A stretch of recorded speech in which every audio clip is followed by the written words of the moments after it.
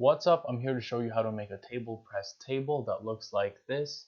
It's a little bit more unique than the tables you make from the plugin alone, but most importantly, I'm here to show you how to make these buttons for your links instead of just having a link text, right? This looks a little bit better than just having a link here that's underlined. Another thing I'm going to show you is how to customize the top line here so that it matches your website theme or blog. So let's get right into it. Right, let's start by just building a basic table.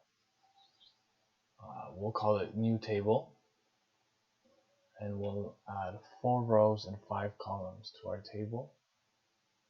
The first thing you'll see is the table ID, the shortcode, the description, which we don't really need.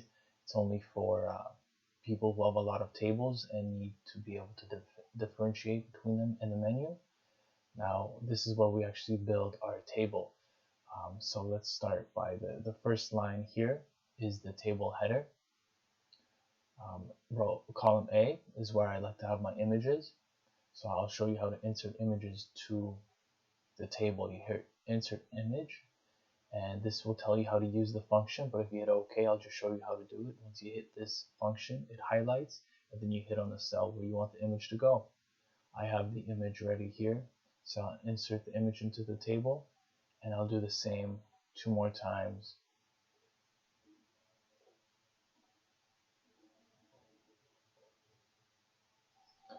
Here, I'm going to want to write some details about the product's name.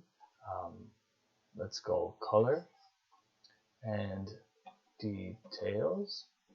So name, I'm just going to write headset for now. It's not a fully functional table. It's just for example purposes. Color, we'll write blue, red, black, and details, let's just go wireless.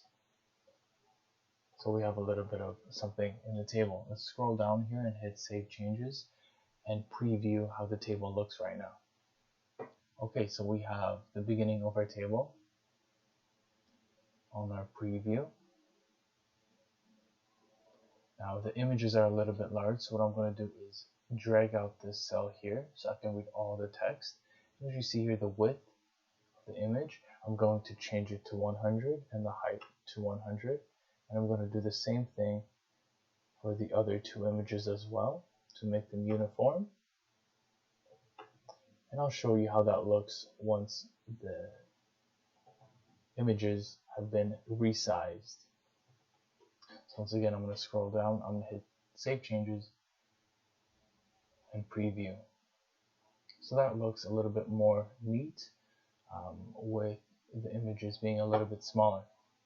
The next thing we want to do is insert our links into column E, which is where our buttons are going to go. So to insert our link, you do a similar process as the image, except where you hit link. This tells you how to do it again, but I'll show you. Just have to hit OK, and then it's highlighted again. Just hit on the cell you want the link to go into. The URL of the link is the destination page you want your readers to be sent to when they hit the button. So it could be another blog post, it could be an affiliate link, or it could be a destination page. For example purposes, I'm just going to write Amazon because I'm not going to go get an affiliate link for us right now. And I like to write check price whenever I'm linking out to Amazon. You can also write buy now or check price on Amazon, but I just like the way check price looks. And it's important to tick this so your viewers open up the link through the button, but don't close out of your website. I'm going to copy that insert link into all 3 cells by writing Amazon. And insert link here. Again, this is where you want your URL to go. This is just for example purposes. So when I scroll down to the bottom of the page, I hit save, and I preview the table. We have our table built now, and we should get to customizing the table. and the button. First, what I like to do is copy the shortcode,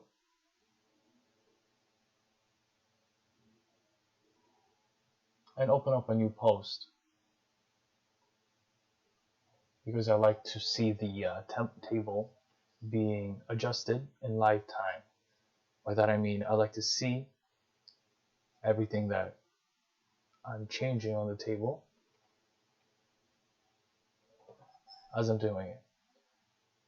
So what I did, I just called this page example and pasted the shortcode from here into just the very simple text box of a blog post, let's say. So when I view the post that we're making, this is what our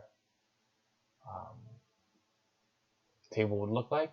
I want to get rid of this show here, the search, and the showing one of 1, 2, 3 of 3 entries. To do that, I'll scroll down here and I'll uncheck this first 3 boxes here, and this one as well, and I'll save changes. Now when I come back here and refresh, see the box looks a little bit more sharp. Now let's turn this link into a button. To do that, you want to type in table 1 here. This doesn't have to say table 1. This is just the name that I'm giving to the table that we're going to be working on. Once you've done that, you can save the code, hit refresh on your page, and you'll see that a button has appeared in your table. The TablePress is the name of the plugin. Table 1 is the name we gave to the table that we're making. Column 5 is the column where the buttons are. If you want your button to be in column 2,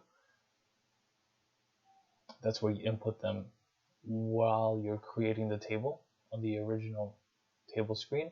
And in here, you want to change this 5 to a 2 if you want the button to be in column 3, or you only have 3 columns on your table. You change that here. Now the padding, 15 pixels by 5 pixels by 15 pixels, is the distance between the outside of the box and the text itself. So if you want to make the box a little bit bigger, you can do that by changing, let's just double this for example purposes, and refresh our post. See, the button has gotten bigger now. I like it more when it's a little bit smaller, so I'm going to change it back. Background color is the color of the button itself. I have it set as orange. What you can do is just type in, let's say, red to change the color of the button, and refresh it again, and you'll see the button has returned back to its original size and the background has changed to red. What a lot of people do is they have their theme customizer preset with button colors. So if I pull up my colors for buttons, I'll see I have a background color that's already preset. What you can do is just copy this sequence of numbers and letters and paste it to where it says red, or completely unique color that you were using in your settings. But I like the way it looks with just the red. The border is 1 pixel, solid, 555. That just means black. The 1 pixel is the black line you see around the box. You can make it thicker by increasing the number, or you can get rid of it altogether by basically deleting this line. The border radius is 3 pixels. That means the corners are a little bit rounded. If you get rid of this line, the box will be rectangle with pointy corners.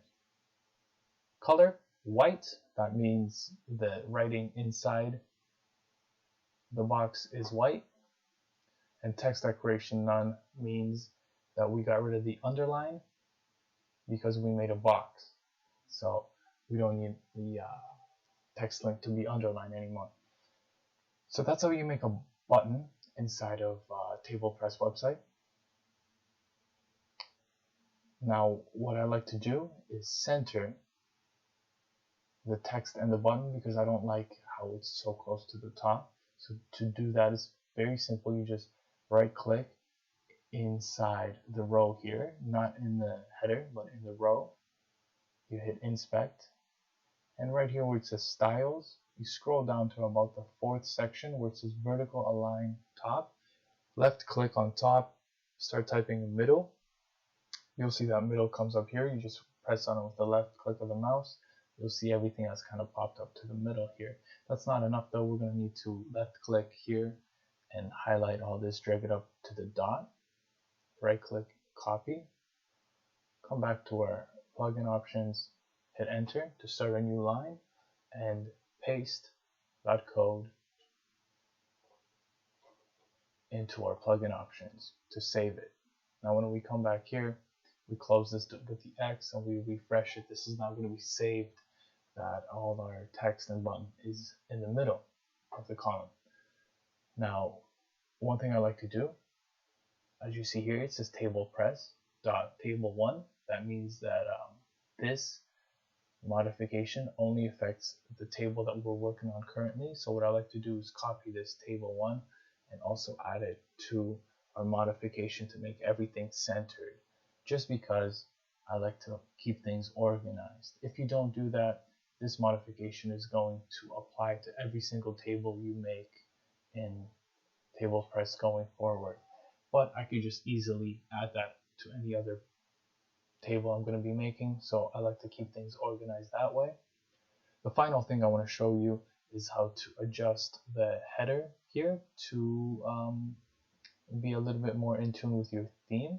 The easiest way to do that is to just copy the text that I have under the video in the description and paste it here. Once you've pasted the text, you'll see the TablePress.table1 again, because we're only modifying this table that we're working on right now. Background color is red and the color that we're using for the words is white. So we'll save that. We'll come back to our example, and now you see that the color is matching our theme. Obviously, what you want to do is change out the colors red to whatever your theme